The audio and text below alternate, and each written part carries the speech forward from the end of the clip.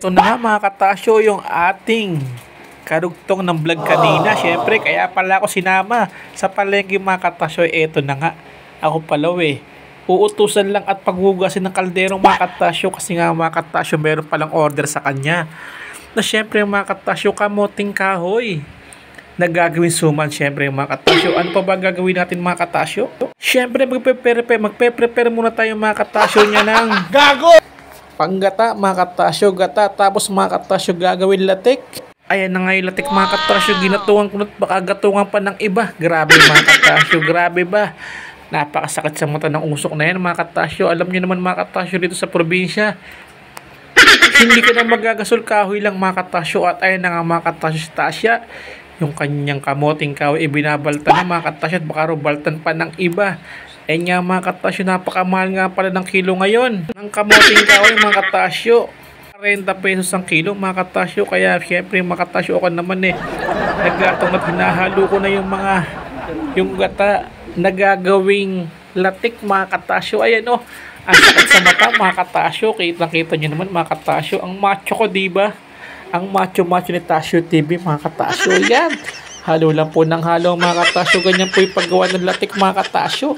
Kasi nga mga katasyo, pagka hindi mo hinalo ay nako mga katasyo, didikit at masusunog yung ating latik.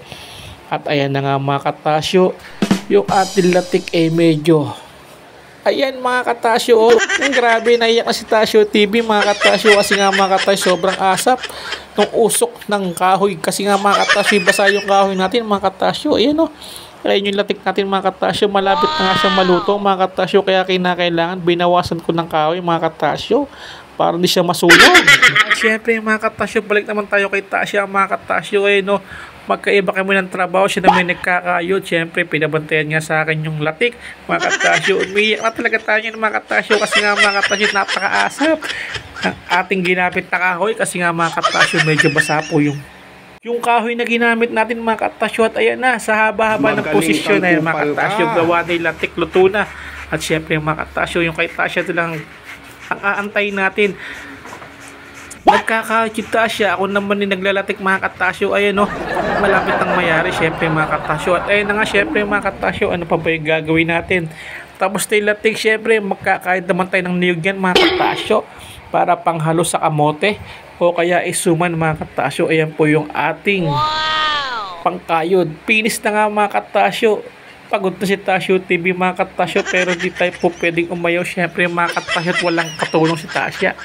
Ayan po yung mga niyog na ating nakayod mga katasyo. At syempre mga katasyo, ayan na yung dahon kunti na lang ipe-prepare na syempre mga katasyo, yung mahiwaga po nating kayuran. Ayan marami ng perang kinita yan mga katasyo, kahit ganyan yan. Kita nyo naman mga katasyo, mahiwagang kayuran ng Tasyo TV. At ayan na nga po mga katasyo, na-prepare na mga katasyo, nabalot na sa dahon ng saging syempre yung kamoting kahoy ni Tasya. Ayan, si Tasya ay pagod na mga katasyo, munti ka pang napatid syempre. At syempre mga katasyo, at ayan na nga mga katasyo, ginatuan ko na yung suman mga katasyo. Suman naman yan mga katasyo na kamoting kahoy. Kinakailangan yan mga katasyo, ikatungan natin ang gatuan para mabilis maluto mga katasyo. Kita nyo naman, kumukulo na kagad syempre. Ganyan tayo kabilis magluto mga katasyo. Kasi nga mga katasyo, sa kahoy po yung gamit natin syempre. Kita nyo naman baga sa kanin sumusubon na. Syempre binuksan ko mga katasyo at baka buksan pa ng iba. Kita nyo kumukulo na mga katasyo. Siguradong malapit ang maluto yan. Syempre fast forward mga katasyo. Ayan yung panggatong natin at syempre mga katasyo, ayan na. Luto na yung suman natin mga katasyo. Talaga man nakakataka mga katasyo. Syempre hindi natin po pwedeng hindi tirahan yan mga katasyo. Titikman ni Tasyo TV yan. Syempre mga katasyo, ayan na. Mga katasyo, tirahin po natin. Baka tirahin pa ng iba. Ayan na nga, padulot nga po ni Tasya. Tikman po natin.